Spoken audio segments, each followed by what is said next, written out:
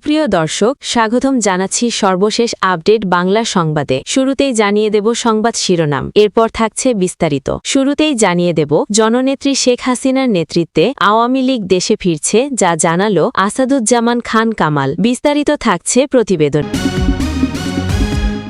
এদিকে গুলশানে সমঝোতার বৈঠক নাকি আওয়ামী লীগ ভাঙার চূড়ান্ত ছক? বিস্তারিত থাকছে প্রতিবেদন।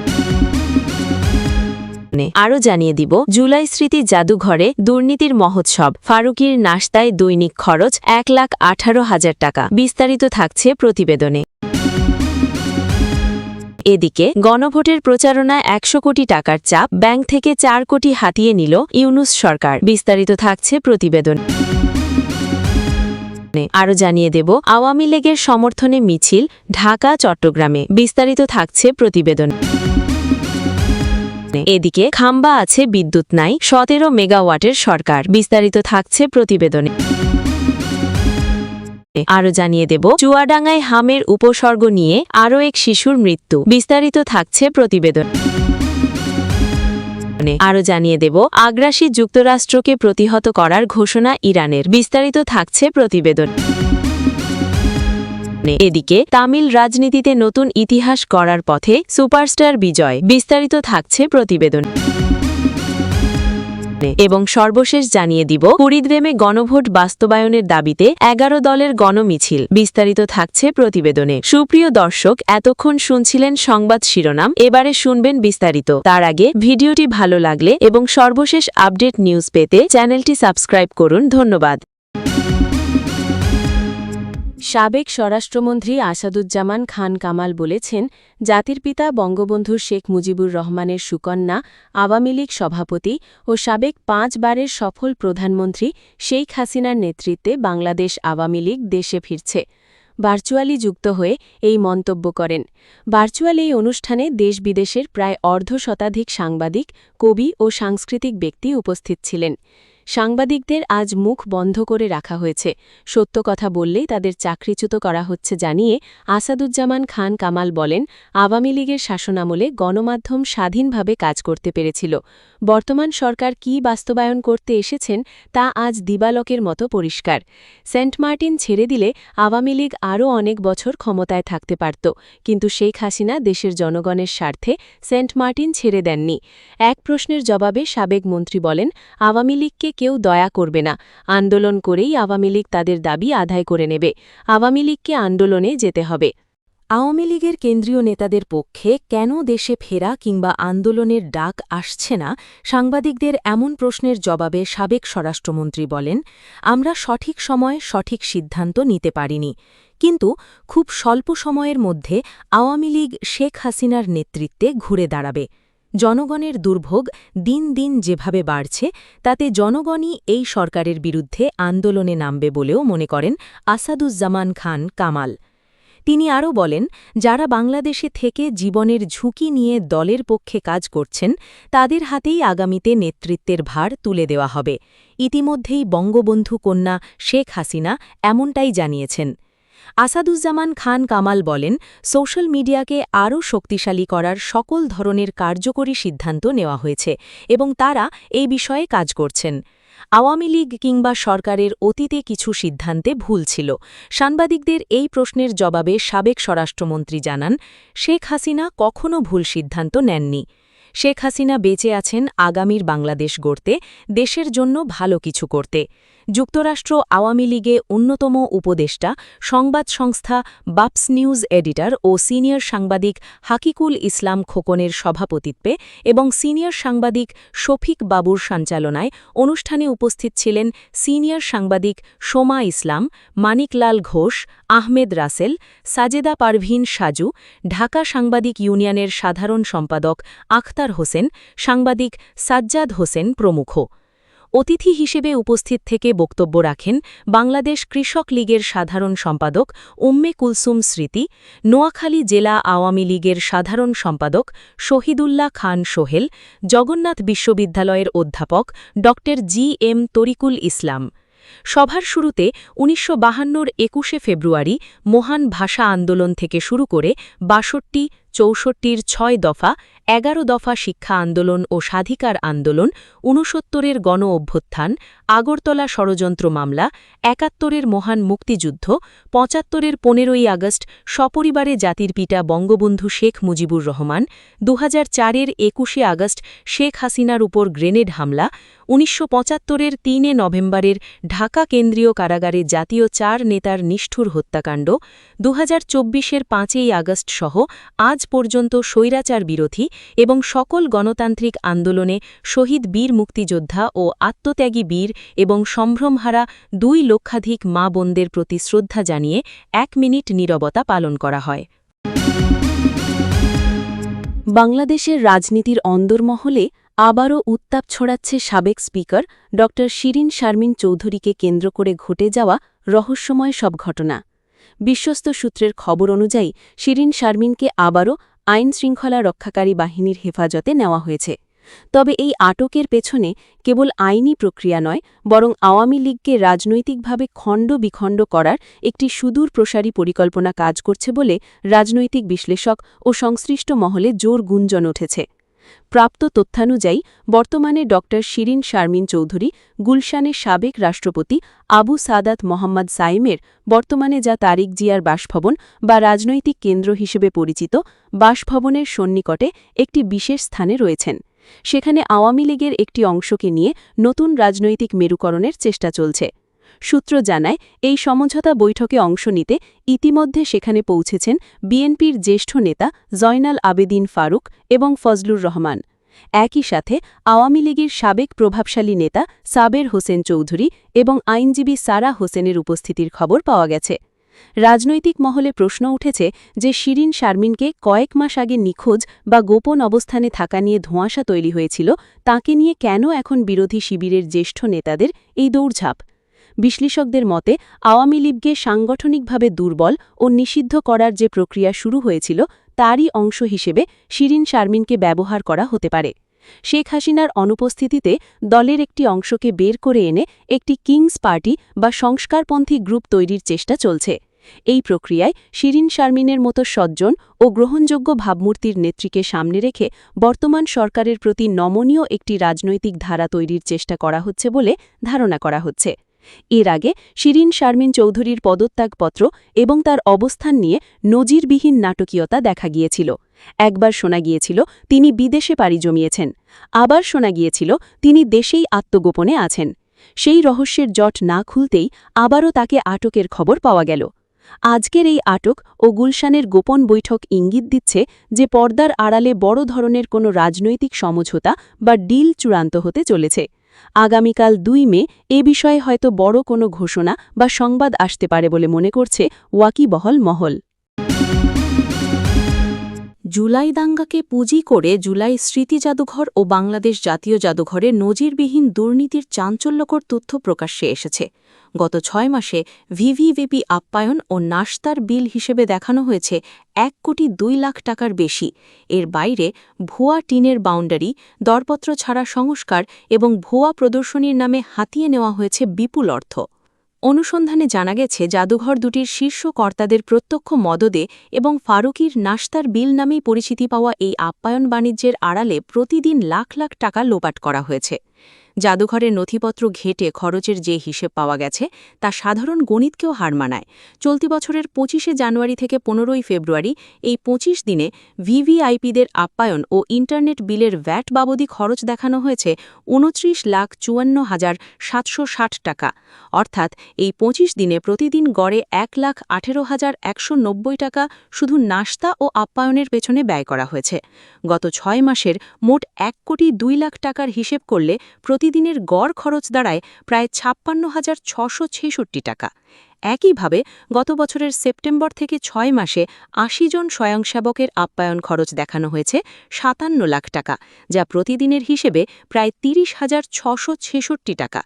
এছাড়া গত ৬ অক্টোবর ইসেসকোর মহাপরিচালকের একদিনের জাদুঘর পরিদর্শনে আপ্যায়ন বিল তোলা হয়েছে ৭০,০০০ টাকা।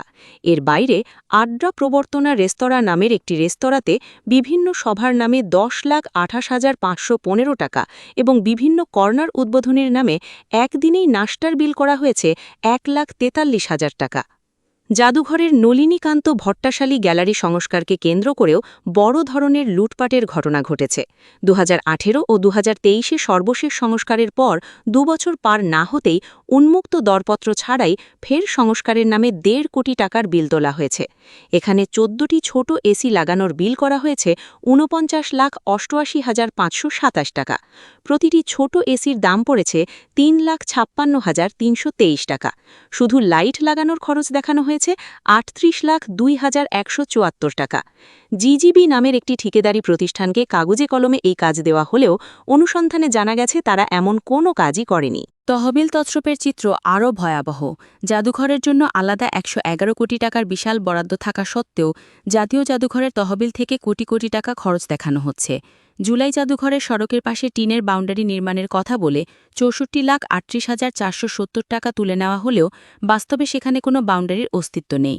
একইভাবে শীতলপাটির ছবি সরবরাহ ও ইতিহাস বিভাগের প্রদর্শনীর নামে 5,58,370 টাকা বিল তোলা হয়েছে, যা আদতে কখনো অনুষ্ঠিতই হয়নি। সম্প্রতি নির্বাচনের আগে কোনো লিখিত পরীক্ষা ছাড়াই তড়িঘড়ি করে জাদুঘরে 53 জন কর্মচারীকে নিয়োগ দেওয়া হয়। ফাঁস হওয়া অডিও রেকর্ডে দেখা যায় মহাপরিচালকের ঘনিষ্ঠ কর্মচারী সুমন মিয়া এক চাকরি প্রত্যাশীর কাছে 13 লাখ টাকা দাবি করে একে টোটাল প্যাকেজ হিসেবে উল্লেখ করছেন। 53 জনের এই নিয়োগ বাণিজ্য থেকে প্রায় 6,89 লাখ টাকা হাতিয়ে নেওয়ার অভিযোগ উঠেছে। এদিকে যুগ্ম সচিব পদমর্যাদার না হয়েও ক্ষমতার দাপটে মহাপরিচালকের চেয়ারে বসা তানজিম ইবনে ওহাবের বক্তব্য জানতে দপ্তরে ও মুঠোফোনে যোগাযোগের চেষ্টা করেও তাকে পাওয়া যায়নি। সংস্কৃতি মন্ত্রণালয় এসব লিখিত অভিযোগ জমা পড়লেও এখন পর্যন্ত কোনো ব্যবস্থা নেওয়া হয়নি। ফারুকীর নেতৃত্বে জুলাই স্মৃতি জাদুঘর উদ্বোধনের নামে এই ভয়াবহ অর্থলোপাটের ঘটনায় কর্তৃপক্ষের নিশ্চুপ অবস্থান পুরো প্রতিষ্ঠানের স্বচ্ছতাকে চরম প্রশ্নের মুখে ফেলে দিয়েছে। গণভোটের হ্যাঁ ভোট প্রচারণার জন্য ব্যাংকগুলির ওপর 100 কোটি টাকা সংগ্রহের চাপ দেওয়ার এক নজিরবিহীন অভিযোগ সামনে এসেছে। একটি ইংরেজি দৈনিকের প্রতিবেদন অনুযায়ী চলতি বছরের শুরুতে অন্তর্বর্তী সরকারের পক্ষ থেকে ব্যাংকগুলিকে তাদের কর্পোরেট সামাজিক দায়বদ্ধতা তহবিল থেকে এই বিপুল অর্থ সংগ্রহের নির্দেশ দেওয়া হয়। এই অর্থ সুনির্দিষ্ট কিছু সংগঠনকে দেওয়ার জন্য চাপ প্রয়োগ করা হলে ব্যাংকিং খাতে ব্যাপক উদ্বেগ ও নৈতিক প্রশ্ন তৈরি হয়। অনুসন্ধানে জানা গেছে প্রস্তাবিত 3টি সংগঠনের মধ্যে একটি তখনও নিবন্ধিত ছিল না, যা ব্যাংক কর্মকর্তাদের মধ্যে আইনি জটিলতার সংখ্যা বাড়িয়ে দেয়। ব্যাংকগুলির পক্ষ থেকে শুরু থেকেই এই অযৌক্তিক অর্থায়নে আপত্তি জানানো হয়েছিল। তবে বিভিন্ন পর্যায়ের বৈঠক ও উপর মহলের চাপের মুখে শেষ পর্যন্ত ব্যাংকগুলো প্রায় 4 কোটি টাকা সংগ্রহ করতে বাধ্য হয়। এই অর্থ সুশাসনের জন্য নাগরিক, স্টুডেন্টস এগেইনস্ট ডিসক্রিমিনেশন ফাউন্ডেশন এবং ডিবেট ফর ডেমোক্রেসি এই 3টি সংগঠনকে প্রদান করা হয়। সংশ্লিষ্ট নথি ও সূত্র নিশ্চিত করেছে যে রাজনৈতিক প্রচারণায় সিএসআর তহবিল ব্যবহার করা ব্যাংকিং নিয়মনীতি ও বিদ্যমান নীতিমালার সম্পূর্ণ পরিপন্থী। ব্যাংকের শীর্ষ কর্মকর্তারা একাধিক বৈঠকে স্পষ্টভাবেই জানিয়েছিলেন যে সামাজিক দায়বদ্ধতার অর্থ ভোট প্রচারণায় ব্যবহারের সুযোগ নেই। অভিযোগ রয়েছে কেন্দ্রীয় ব্যাংকের পক্ষ থেকে এটিকে সরকারি নির্দেশ হিসেবে প্রচার করা হয়েছিল, যদিও ব্যাংকগুলো লিখিত নির্দেশনা চাইলেও তা দেওয়া হয়নি। নির্ধারিত 100 কোটি টাকা আদায় সম্ভব না হলেও আংশিক অর্থ প্রদানকে কেন্দ্র করে পুরো ব্যাংকিং খাতে চরম অস্বস্তি বিরাজ করছে। বিশেষজ্ঞরা সতর্ক করেছেন যে সরকারের পক্ষ থেকে এমন অনৈতিক চাপ ভবিষ্যতে ব্যাংকিং খাতের স্বচ্ছতা, জবাবদিহিতা এবং নীতিগত কাঠামোর ওপর দীর্ঘমেয়াদী নেতিবাচক প্রভাব ফেলতে পারে। বাংলাদেশে আওয়ামী লীগের কার্যক্রমের উপর জারি করা নিষেধাজ্ঞা প্রত্যাহার ও ক্ষমতাচ্যুত প্রধানমন্ত্রী শেখ হাসিনাকে দেশে ফিরিয়ে আনার দাবি জানিয়ে ঢাকা ও চট্টগ্রামে বেশ কয়েকটি মিছিল করা হয়েছে। নিষিদ্ধ ছাত্রলীগ ও যুবলীগের কর্মীরা পুলিশের চোখ এড়িয়ে শুক্রবার এইসব মিছিল বার করে। সব মিছিলেই আওয়ামী কর্মীদের পাশাপাশি পথচলতি সাধারণ মানুষকে স্বতঃস্ফূর্তভাবেই পা মেলাতে দেখা গিয়েছে। শুক্রবার সকালে ঢাকায় জাতীয় সংসদ ভবনের সামনে এবং চট্টগ্রাম শহরের 4টি জায়গা থেকে মিছিল বার করে ছাত্রলীগ ও যুবলীগ। পরে এইসব মিছিলের ভিডিও দলের কর্মী সমর্থকরা এদিন সোশ্যাল মিডিয়ায় ছড়িয়ে দিলে ব্যাপক ভাইরাল হয়। আওয়ামী লীগ ও ছাত্রলীগ সমর্থিত বিভিন্ন ফেসবুক পেজ থেকে এসব ভিডিও শেয়ার করা হয়েছে। ভিডিওয় দেখা যায় ঢাকায় জাতীয় সংসদ ভবন পিছনে রেখে আওয়ামী সমর্থক একদল তরুণ ব্যানার নিয়ে জড়ো হয়ে প্রথমে প্রতিবাদ সমাবেশ ও পরে ব্যানার নিয়ে মিছিল করতে করতে এগিয়ে যায়। একই কায়দায় চট্টগ্রাম শহরের ব্যস্ততম জায়গা জিইসি মোড়, ১৬ শহর ২ নম্বর গেট, লালখান বাজার ও সিআরবি এলাকায় মহানগর ছাত্রলীগ ও এমইএস কলেজ ছাত্রলীগের ব্যানারে বিক্ষোভ মিছিল হয়েছে। ছাত্রলীগ সূত্রের খবর, জিইসি মোড়ের মিছিলটি এদিন সকালে এবং লালখান বাজার, ১৬ শহর ২ নম্বর গেট ও সিআরবি এলাকার মিছিলটি জুমার নমাজের পরে হয়েছে। ভিডিওয় আরও দেখা গিয়েছে জিইসি এলাকা থেকে শুরু হওয়া মিছিলটি স্লোগান দিতে দিতে গোল পাহাড় মোড়ের দিকে এগিয়ে যায়। এমইএস কলেজ ছাত্রলীগের ব্যানারে কর্মী ও সাধারণ জনতা এই মিছিলে অংশ নেন। এ সময় তারা আওয়ামী লীগের ওপর চাপানো নিষেধাজ্ঞাকে অবৈধ আখ্যা দিয়ে তা বাতিলের দাবিতে স্লোগান দেন। অন্যদিকে সিআরবি এলাকা থেকে শুরু হওয়া মিছিলটি টাইগার পাস এলাকায় ফিরে যায়। সেখানেও শেখ হাসিনার সমর্থনে স্লোগান দেওয়া হয়। ২ নম্বর গেট এলাকায়ও লাল টুপি পরে একটি মিছিল হয়েছে। চট্টগ্রাম নগর পুলিশের সহকারী কমিশনার জনসংযোগ আমিনুর রশিদ সংবাদমাধ্যমকে বলেন, আমরা তদন্ত করছি। মিছিলগুলির ভিডিও দেখে জড়িত ব্যক্তিদের শনাক্ত করে আইনের আওতায় আনা হবে। তবে বিরোধী জামায়াতে ইসলামী ও এনসিপির অভিযোগ, প্রশাসন না চাইলে আওয়ামী লীগের কর্মীরা এভাবে মিছিল করতে পারত না। কুয়াকাটা এখন আধা ঘণ্টা পরপর বিদ্যুৎ যাচ্ছে। চাহিদা ৫৫ থেকে ৬০ মেগাওয়াট, পাওয়া যাচ্ছে ১৭ মেগাওয়াট। এই সংখ্যাটা একটু মাথায় রাখেন। মানে সরকার মোট চাহিদার ১/৩ দিতে পারছে না, বাকি ২/৩ হিসাব কেউ দিচ্ছে না। মন্ত্রীরা কিছু বলছে না, সংসদে কোনো জবাবদিহি নেই। দেশের একটা পর্যটন কেন্দ্রে পর্যটকরা হোটেলের ঘরে আটকা পড়ে আছে, দোকানিরা হাত পাখা কিনে দোকানে বসছে, আর যারা ক্ষমতায় আছে তারা ঊর্ধ্বতন কর্তৃপক্ষকে জানিয়েছে বলে দায় সারছে। এই সরকার এসেছে ফেব্রুয়ারির ১২ তারিখে। সেই নির্বাচনে দেশের বড় রাজনৈতিক দলগুলো ছিল না, ভোটাররা কেন্দ্রে যায়নি, আর যা হয়েছে সেটাকে গণতান্ত্রিক প্রক্রিয়া বলতে গেলে লজ্জা লাগে। পাতানো একটা অনুষ্ঠান সেরে যারা মন্ত্রী হয়েছে তাদের কাছে জনগণের প্রতি দায়বদ্ধতা থাকার কোনো কারণ নেই, কারণ জনগণ তাদের বসায়নি। সেই বাস্তবতাটা কুয়াকাটার বিদ্যুৎ সংকটেও স্পষ্ট। জনগণের ভোগান্তি নিয়ে যাদের মাথা ব্যথা নেই তারা ১৭ মেগাওয়াট দিয়েই পার পেয়ে যাবে, কেউ টুঁ শব্দ করবে না। বিএনপির ইতিহাসটা নতুন করে বলার দরকার নেই, তবু একটু মনে করিয়ে দেওয়া দরকার। ২০০১ থেকে ২০০৬ সেই ৫ বছর বাংলাদেশ কী দেখেছে? বিদ্যুৎ সংকট, শিল্প কারখানায় উৎপাদন বন্ধ, সন্ধ্যার পর ঘরে ঘরে অন্ধকার। সেই সময়টার সঙ্গে এখনকার মিল দেখলে গা শিউড়ে ওঠে। তখনও একই দল, একই ধরনের শাসন, একই ফলাফল। মাঝখানে ১.৫ দশকে দেশের বিদ্যুৎ খাত যতটুকু এগিয়েছিল সেটা মাটিতে মিশিয়ে দিতে এই সরকারের বেশি সময় লাগেনি। হাতপাখার বিক্রি বাড়াকে যারা গ্রামীণ ঐতিহ্যের পুনরুজ্জীবন বলে উৎসব করতে চান তাদের বলি, মানুষ শখ করে হাতপাখা কিনছে না, বাঁচার জন্য কিনছে। সাতক্ষীরা থেকে আসা ইউনুস আলী একদিনে ১০০র বেশি পাখা বেচেছেন, কারণ মানুষের কাছে আর কোনো উপায় নেই। এটা সাফল্যের গল্প না, এটা ব্যর্থতার দলিল। দেশের পর্যটন খাত এমনিতেই নাজুক। কুয়াকাটায় পর্যটক আসে, থাকে, খরচ করে। সেই পর্যটকরা যখন গরমে হোটেলের ঘরে বন্দী হয়ে পড়ে, যখন রাতে ঘুমাতে পারে না, যখন ফিরে গিয়ে বলে আর যাব না, তখন সেই ক্ষতি শুধু একটা হোটেলের না, পুরো এলাকার। কিন্তু বিএনপির মন্ত্রিসভায় এই হিসাব করার লোক আছে বলে মনে হয় না। থাকলে পর্যটনের জন্য আলাদা বাজেট থাকত, সংকট সমাধানের রোডম্যাপ থাকত। ভোট ও জুলাই সনদ বাস্তবায়নের দাবিতে কুড়িগ্রামে বিক্ষোভ মিছিল করেছে ১১ দলীয় জোট। মিছিলটি শহরের প্রধান বাজার প্রদক্ষিণ করে শেষ হয়। সমাপনী সমাবেশে বক্তারা বলেন, সরকার জুলাই সনদ বাস্তবায়নের নামে জনগণের সঙ্গে প্রতারণা করেছে। এজন্য যা যা করার সবকিছু এই সরকারকেই করতে হবে। সংসদে বিল পাশ করে অবিলম্বে বাস্তবায়ন করতে হবে, তা না হলে লাগাতার সরকার বিরোধী কর্মসূচি দেওয়া হবে।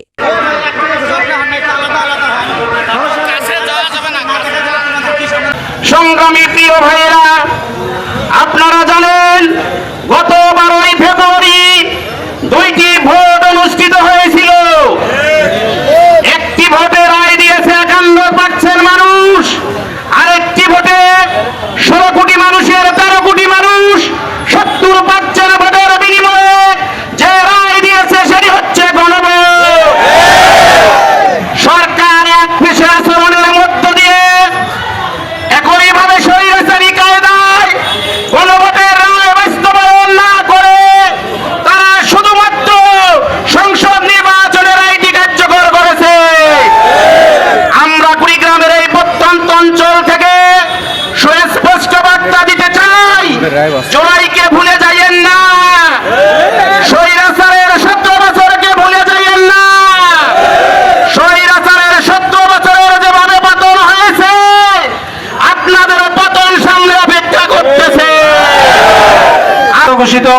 কর্মসূচির অংশ হিসাবে আজকে 11 দলীয় ঐক্যজোটের গণভোটের রায় বাস্তবায়নের দাবিতে কুড়িগ্রাম জেলার আজকের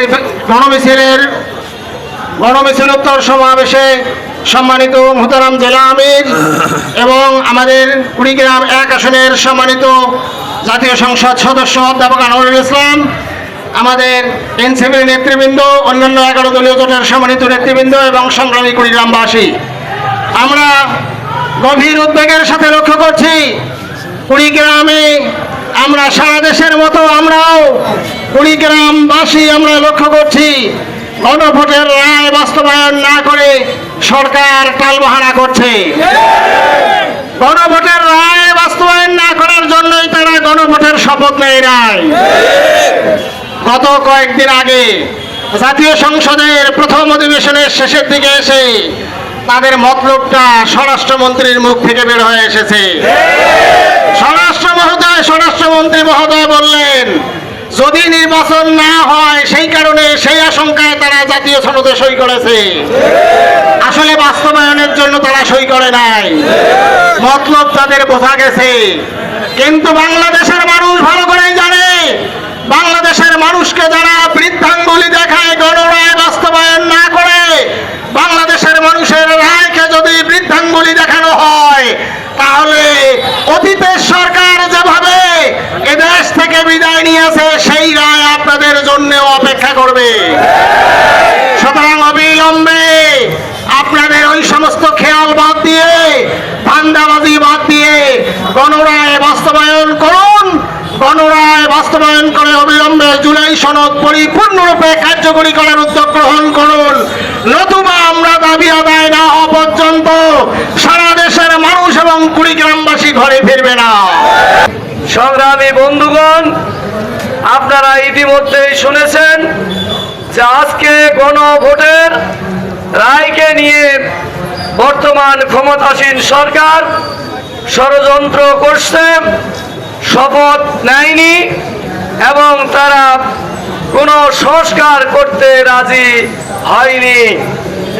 আজকে আমরা 11 দলীয় ঐক্যজোট এই জন্য সিদ্ধান্ত গ্রহণ করেছি, সংসদেও আমরা এ ব্যাপারে কথা বলেই যাব এবং বাইরেও জনগণকে সাথে নিয়ে দাবির আদায় না হওয়া পর্যন্ত এই আন্দোলন চালিয়ে যাব ইনশাআল্লাহ। আগ্রাসী যুক্তরাষ্ট্রকে প্রতিহত করার ঘোষণা দিয়েছেন ইরানের পররাষ্ট্র মন্ত্রণালয়ের একজন জ্যেষ্ঠ কর্মকর্তা হোসেইন নুসাবাদি। তিনি বলেন, উপসাগরীয় এলাকা থেকে যুক্তরাষ্ট্রের বেরিয়ে যাওয়ার উপরই নির্ভর করছে এ অঞ্চলের স্বাচ্ছন্দ্য, কল্যাণ ও অগ্রগতি। পররাষ্ট্র মন্ত্রণালয়ের সংসদ ও আইন বিভাগের মহাপরিচালক হোসেইন নুসাবাদি বার্তা সংস্থা আইএসএনএকে বলেন, এই উপসাগর কৌশলগত সামুদ্রিক সম্পদের উপর সবসময়ই বিদেশিদের লোভ ছিল। উপসাগরকে তিনি ইরানের পরিচয় ও সভ্যতার অংশ বলে অভিহিত করেন। উপসাগর থেকে পর্তুগাল, নেদারল্যান্ডস এবং ইংল্যান্ডকে বিতাড়িত করার ক্ষেত্রে ইরানের সাহসিকতা ও আত্মত্যাগের ইতিহাসের কথা উল্লেখ করেন তিনি।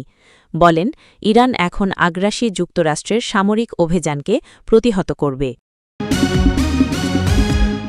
তামিলনাড়ুর বিধানসভা নির্বাচনের বুথ ফেরত জরিপগুলো এক্সিট পোল নিয়ে এখন চলছে চুলচেরা বিশ্লেষণ। তবে সব আলোচনার কেন্দ্রবিন্দুতে রয়েছেন দক্ষিণী সিনেমার সুপারস্টার বিজয় এবং তার নবগঠিত দল তামিলাগা ভেট্টি কাজাগাম টিভিকে। রাজনীতির ময়দানে নতুন পা রাখা বিজয়ের দল ঐতিহাসিক ভোট পেতে যাচ্ছে বলে আভাস দিচ্ছেন বিশ্লেষকেরা।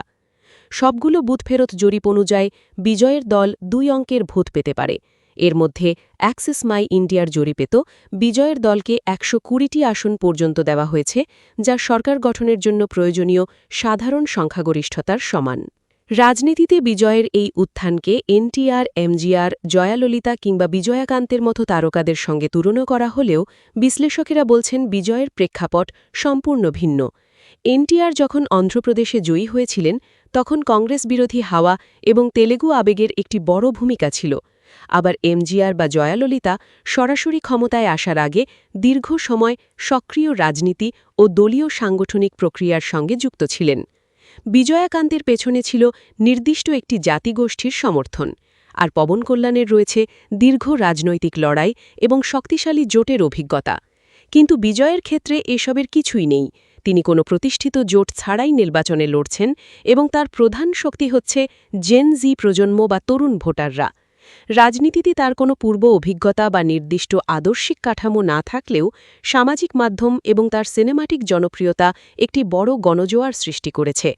বিশ্লেষকদের মতে বিজয়ের এই লড়াই মূলত তামিলনাড়ুর দুই প্রতিষ্ঠিত আঞ্চলিক দলের বিরুদ্ধে এক ত্রিপক্ষীয় লড়াই। যদি তিনি বিশাল ভোটের ব্যবধানে জয়ী হন তাহলে তা হবে তামিল রাজনীতির ইতিহাসে এক অভূতপূর্ব জেন জি মুহূর্ত। আর যদি প্রয়োজনীয় আসন নাও পান তবুও তার সংগৃহীত বড় অঙ্কের ভোট প্রমাণ করবে যে তামিলনাড়ুর মানুষ বিকল্প কোনো পরিবর্তনের জন্য মুখিয়ে আছে। রাজনীতির এই সন্ধিক্ষণে অনেকের মনেই প্রশ্ন জেগেছে, রজনীকান্ত কি তবে সঠিক সময় হারিয়েছেন? রজনীকান্ত যখন রাজনীতিতে আসার ঘোষণা দিয়েছিলেন তখন তিনি তার ক্যারিয়ারের সায়ান্নে ছিলেন। অন্যদিকে বিজয় এখন জনপ্রিয়তার শীর্ষে এবং তরুণ বয়সেই এই সাহসী পদক্ষেপ নিয়েছেন। সব মিলিয়ে বিজয়ের এই রাজনৈতিক অভিষেক তামিলনাড়ুর ইতিহাসে নতুন কোনো অধ্যায়ের সূচনা করবে কিনা তা জানতে এখন ফলাফলের অপেক্ষা।